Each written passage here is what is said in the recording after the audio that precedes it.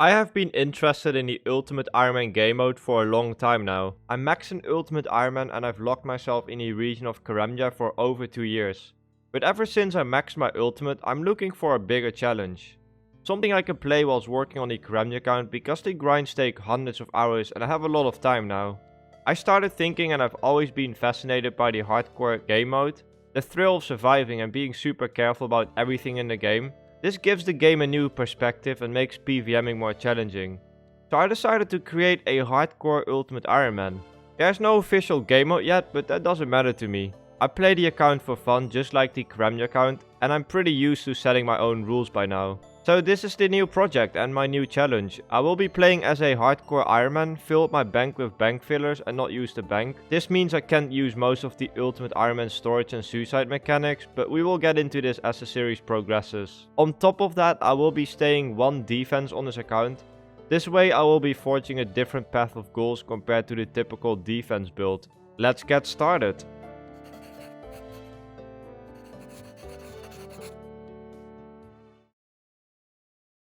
I'm not that good at names, but I think Hardcore Ultimate Ironman Verf is a good name. It's simple and people can understand what it means, so... Look at this unit. I'm actually really excited. I haven't made an account like this for over 4 years where I can actually walk around in a game, so... Yeah, we're gonna get a lot of progress. There we go, we have arrived in the land of RuneScape. We're now in Lumbridge, ready to get started.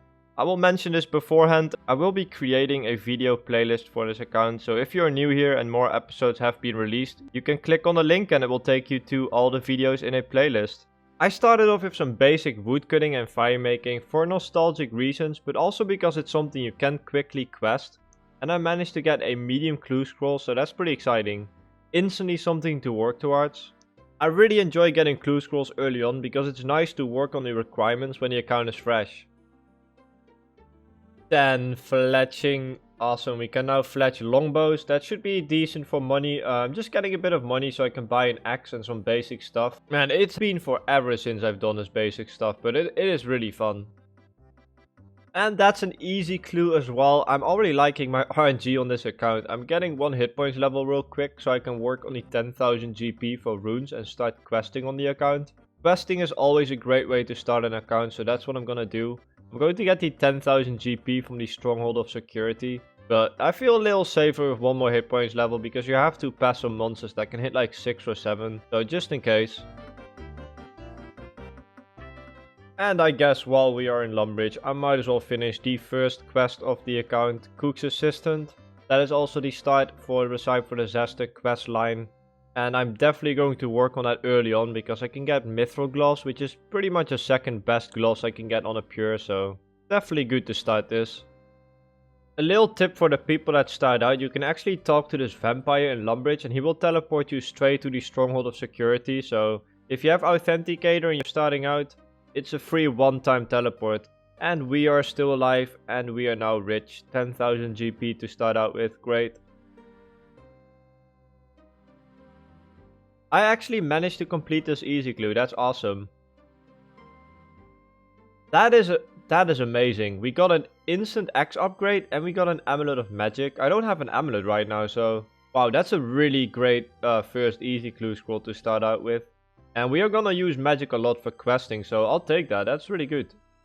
And I decided to quickly finish this museum quest. Really easy way to get 9 Slayer and Hunter, and that actually saves a lot of time with early Hunter.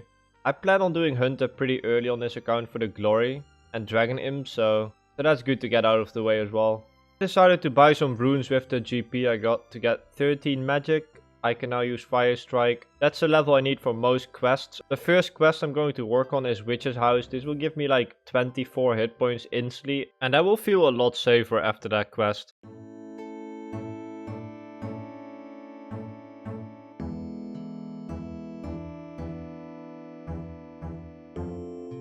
There we go, managed to complete the quest, and let's see what hit points level I will get from this. 25 hit points actually, nice. We got 1 more level than I thought, so yeah, 25 hit points to start out with, that's nice. I can do a few more quests now with this hit points level. Quests like Waterfall, it's not as dangerous now, so I decided to work a little bit more on the medium clue that we got early in the episode. And for the clue scroll, I have to go all the way to Barbarian Assault. So on the way, I got myself 15 thieving and 10 agility. Because I need to do that anyways right here. Yeah, that's some more requirements. Can this be the casket? The dream, guys, the dream. It's not a casket. Can I do it though? Oh no, I need... Dang, I need that one quest. I can do that, I guess. Yeah, I can do that quest. Priest in Peril, right? Yeah, I can do that. Alright, so we are going to do some more questing. We need to do Priest in Peril, probably to finish this clue scroll. So that's one quest out of the way, Rune Mysteries. And that's the second one, the Restless Ghost, for some early nice prayer levels. And this is the quest required for Priest in Peril. So for the waterfall quest, we will get into the first mechanic on a Hardcore Ultimate Ironman. Obviously, I cannot die on this account, so I cannot suicide in Lumbridge, put all my stuff on the ground for an hour and do something with an empty inventory. Think about quests like Entrana, or for the waterfall quest you need to enter the tomb, and you cannot bring any items for this part. So one mechanic on this account that I will be using is using tables in RuneScape. It's a pretty unique mechanic, but items will stay on the table for 10 minutes. In these 10 minutes I can do whatever I want. I can pretty much put all my stuff on there. And I did that for the waterfall quest. I put my stuff on the table close to the entrance and quickly finished this part of the quest. Went back to the table and picked up my stuff again. This will probably be useful for other stuff besides from quests. But yeah, it's mostly useful for quests that require an empty inventory. I am able to use a loot bag, by the way. For the people that are wondering, you can destroy a loot bag in the wilderness. All the items in the loot bag will drop on the ground. But people can see those items, so it is really scary to use a loot bag on this account. So I will try not use a loot bag too much on this account. But I have to point out, it is possible to use one. And we're back.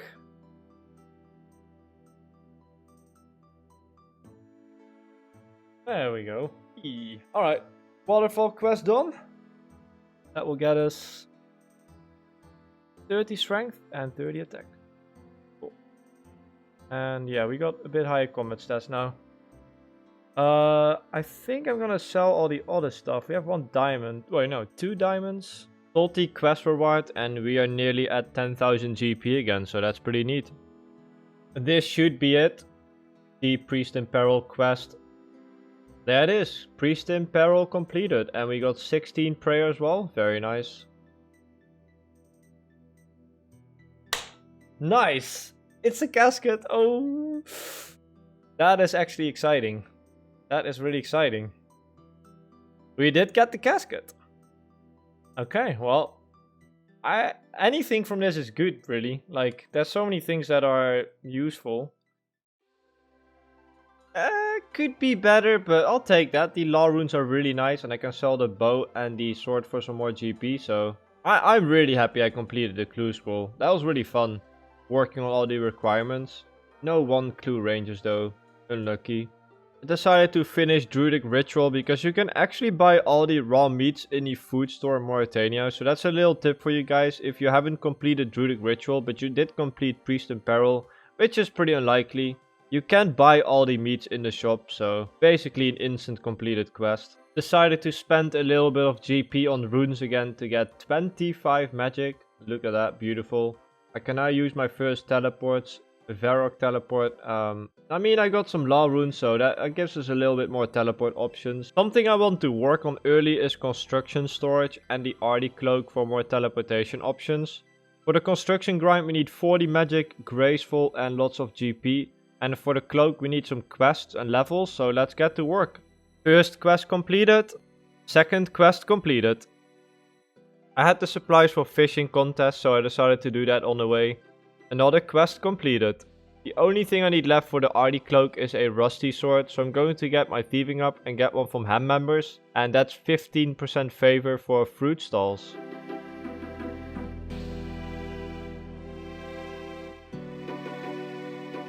$35 thieving, that should be high enough to get myself a rusty sword.